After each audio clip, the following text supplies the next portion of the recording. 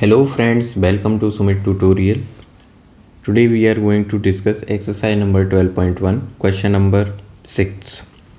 इस question number 6 में आपको बोला हुआ है a chord of circle of radius 15 centimetre. इस सर्कल के अंदर एक कॉर्ड है और इस सर्कल की जो रेडियस है ये 15 सेंटीमीटर है, तो हम इसे मार्क करेंगे 15 सेंटीमीटर।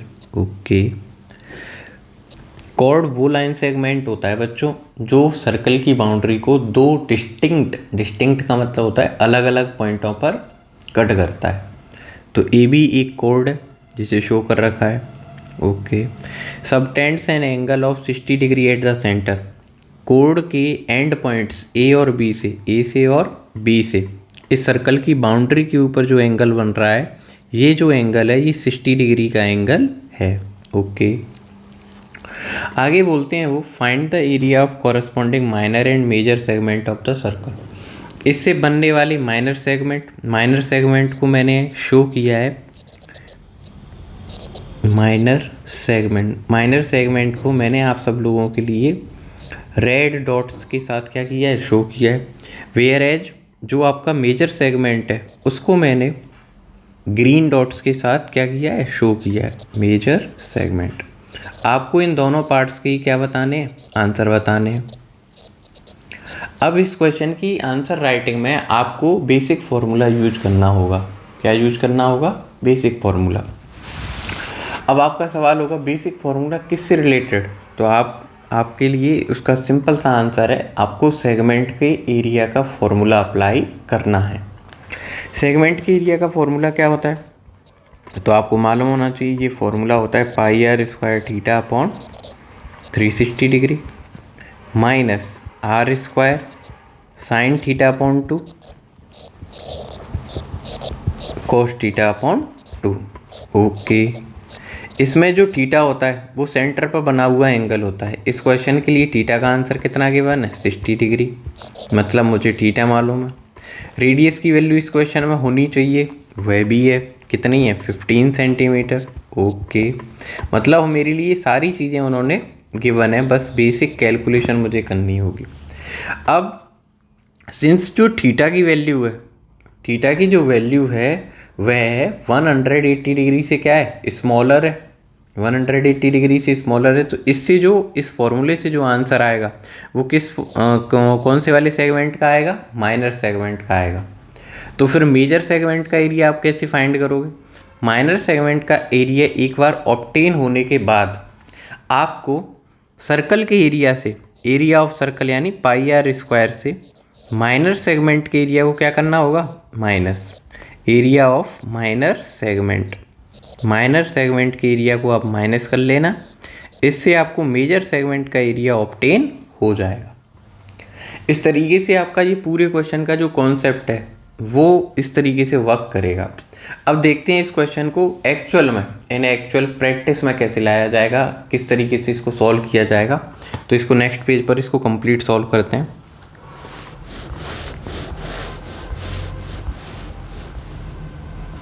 तो कुछ एंट्रीज हैं उनको मैं वापस से कर देता हूँ एक बार। जैसे सबसे पहले रेडियस की एंट्री थी, तो इस क्वेश्चन में हमें रेडियस कितनी गिवन थी, 15 सेंटीमीटर। रेडियस 15 सेंटीमीटर है और सेंटर पर बना हुआ एंगल कितने डिग्री का दे रखा है, 60 डिग्री का। उसको मैंने वापस से रीराइट किया और इसके बाद मैंने अपनी आंसर राइटिंग को शुरू किया। आंसर राइटिंग में पहला पॉइंट आएगा area of minor segment. Area of minor segment, तो माइनर सेगमेंट का जब आप एरिया लिखेंगे तो सबसे पहले फॉर्मूला अप्लाई करेंगे। मैंने अभी 1 मिनट पहले आपको फॉर्मूला बताया, pi r square theta upon 360 degree minus r square multiply sine theta upon 2 cos theta upon 2। इसके बाद आप वैल्यू पुट करेंगे, पाई का वैल्यू। अब देखो इस क्वेश्चन को जब आप सॉल्व करो तो आप चेक कर लेना पाई का वैल्यू आपको अवेलेबल है या नहीं। तो हम देख लेते हैं एक बार पाई का वैल्यू है क्या हमारे पास। तो इस क्वेश्चन में पाई का वैल्यू क्लियरली मेंशन है। ओके, इसमें √3 का भी वैल्यू मेंशन है। इसका मतलब इस क्वेश्चन में √3 की आपको वैल्यू अप्लाई करनी पड़ेगी।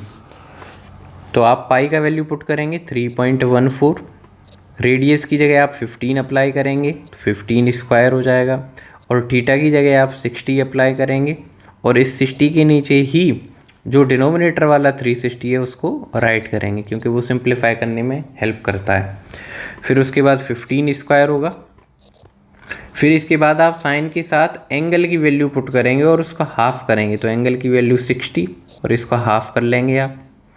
फिर कॉस, फिर एंगल की वैल्यू पुट करेंगे और एंगल की वैल्यू को हाफ कर लेंगे। ओके, इसके बाद जो एक्सप्रेशन है, जितना आपसे सॉल्व हो सकता है, आपकी ड्यूटी है कि आप उतना सॉल्व कर लें इसको।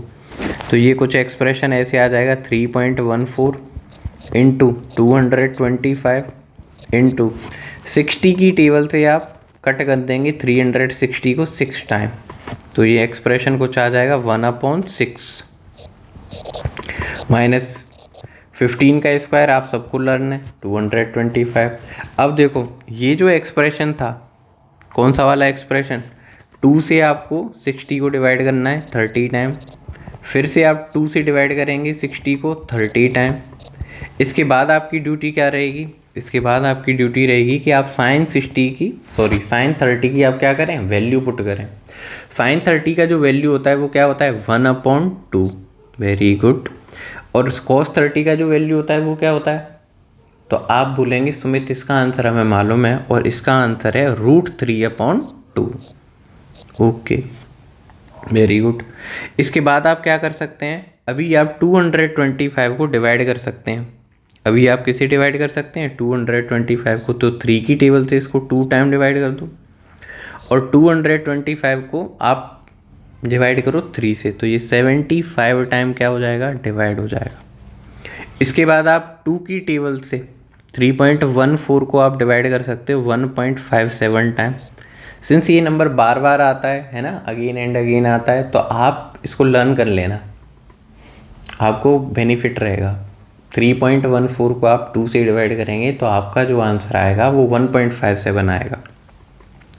जो कैलकुलेशन बार बार रिपीट होती है हमारे क्वेश्चंस में, वो हमें या तो अपने आप ही लर्न हो जाती है प्रैक्टिस से, या फिर हमें लर्न कर लेनी चाहिए, क्योंकि इससे हमारा टाइम सेव होता है।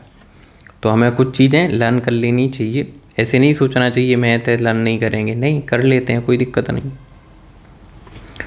इसके बाद जो आप आंसर आएगा वो कुछ इस तरीके से आएगा 1.57, इसका मल्टीप्लाई होगा 75 से, माइनस, अब इसी तरीके से आपको इसको सॉल्व करना है, तो आपका आंसर आएगा 225 इंटू 1.73। आपको क्वेश्चन में बोला था √3 का जो वैल्यू आपको कंसीडर करना है वो क्या कंसीडर करना है, 1.73, और इस आंसर को आपको किससे डिवाइड करना है, 4 से। ओके, इसके बाद आपको अब मल्टीप्लाई करना होगा, तो 75 का मल्टीप्लाई आपको 1.57 से करना है, तो इसे मैं आपके लिए परफॉर्म कर देता हूँ। 5 7 जा 35, कैरी 3, 5 5 जा 25, और 3 आप ऐड करेंगे 28 हो जाएगा, 5 1 जा 5 और 2 7। इसी तरीके से 7 से 7 7 जा 49, कैरी 4, 7 5 जा 35 और 4 आप ऐड करो 39, कैरी 3, 7 1 जा 7 और 3 10। और इतना करने के बाद अब आपको ऐड करना है, तो 5 हो जाएगा 9 8 7, कैरी 1, उसके बाद 7 और 1 8, फिर से 9 8 7, कैरी 1, 11 आएगा, यहाँ पे 11 आएगा आपका ये जो एक्सप्रेशन है इसको, तो ये आ जाएगा 11,775। इसके बाद आपको पॉइंट मार्क करना होगा, तो पॉइंट के बाद कितनी डिजिट्स हैं, 2, तो 2 डिजिट्स के बाद आप क्या करेंगे, पॉइंट प्लेस करेंगे, आपका आंसर आएगा 170.75। लेकिन अभी आपका जो प्रोग्राम है वो कंप्लीट नहीं हुआ, आपको अभी थोड़ी सी मेहनत और करनी पड़ेगी, और ये मेहनत किससे रिलेटेड होगी, अब पहले आपको एक बार मल्टीप्लाई करना है, फिर आपको एक बार क्या करना है, डिवाइड करना है। तो आप एक काम करो, पूरा आप मल्टीप्लाई करके डिवाइड करने से अच्छा है कि आप 225 को 4 से क्या कर लो, डिवाइड। आपको 225 को किससे डिवाइड करना है, 4 से डिवाइड करना है, तो हम डिवाइड कर लेते हैं।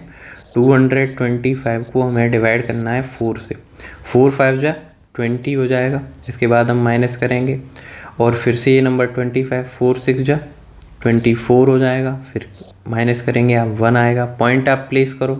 पॉइंट प्लेस करने के बाद आप 1 0 इनहेंस कर सकते हैं, तो 4 2 जा 8 हो जाएगा। उसके बाद 2 पॉइंट लगा हुआ है ऑलरेडी, तो आप 1 0 फिर से ऑफ इनहेंस कर लेंगे और उसके बाद 4 5 जा 20। आपका जो आंसर है वो जब आप डिवाइड परफॉर्म किया आपने तो उसका आंसर आ गया 56.25।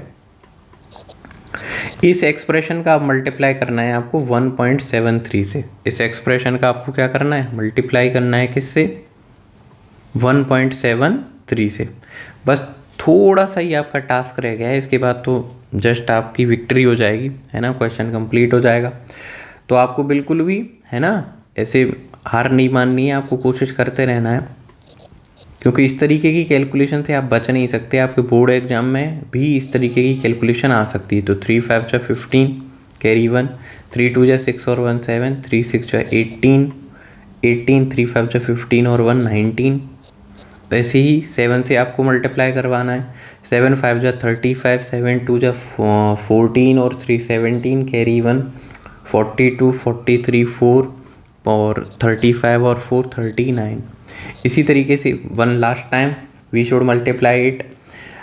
1 5 जा 5 and there will be no change in the numbers because we are going to multiply the number with the table of 1 and finally add all these numbers 5 7 5 12 carry 1 9 7 16 16 plus 5 21 carry 2 11 11 plus 5 16 carry 1 11 or 6 that will make 11 6 17 carry 1 5 4 9।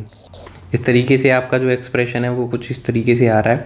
इसमें point के बाद total number of digits कितनी है, तो आपने count किया ये 4 है, तो आप 4 डिजिट राइट हैंड की तरफ से काउंट करेंगे 1 2 3 4 और पॉइंट मार्क करेंगे, तो आपका आंसर आएगा 117.75 माइनस 97.6125। अब आपको ये माइनस परफॉर्म करना है 117.7500। इसमें से आपको माइनस करना है 97.6125।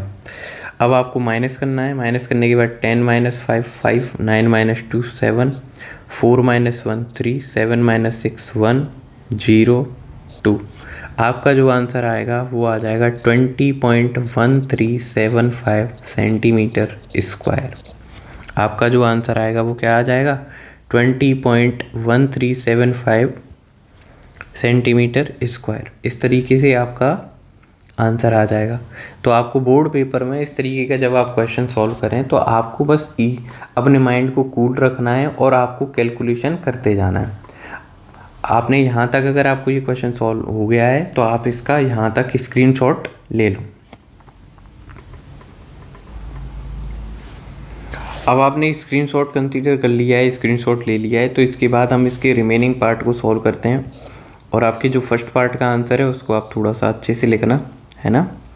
इसके अब सेकंड पार्ट के लिए अब आपको क्या करना होगा, तो अब आप सेकंड पार्ट में बोलेंगे कि जो सुमित हमें इसका सेकंड पार्ट में करना क्या था, एरिया ऑफ मेजर सेगमेंट। क्या लिखना है आपको, एरिया ऑफ मेजर सेगमेंट।